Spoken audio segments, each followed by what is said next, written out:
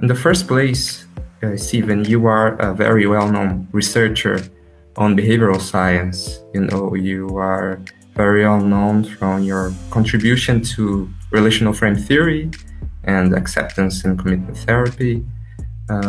May know is that,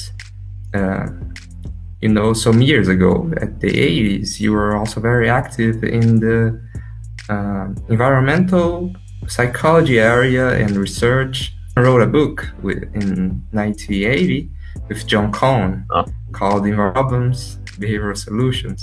Yes. So my first question, I think that is, what made you interested in this area at the first place? Even before I was a graduate student in psychology, I was a political organizer and was trained by a very well-known labor organizer in California. And the project I worked on was called the Clean Environment Act.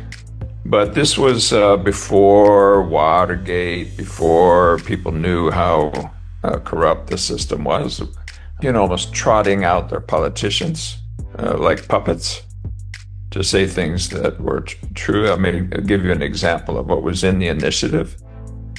We banned DDT. And so then the farmers will come out and say, oh my God, we'll all starve. We won't have any food. The insects will eat everything.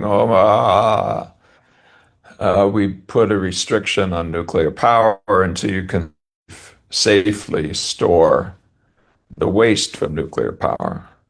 At the time, Gulf Oil was producing Atomic, a very, very big maker of nuclear power plants.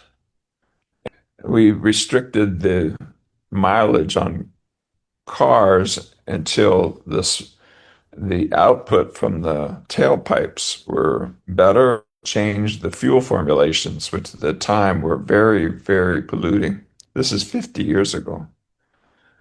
It was a very good lesson, and I still had great heart for it. So when I went to West Virginia University, and it was a behavior analytic clinical program, Yeah.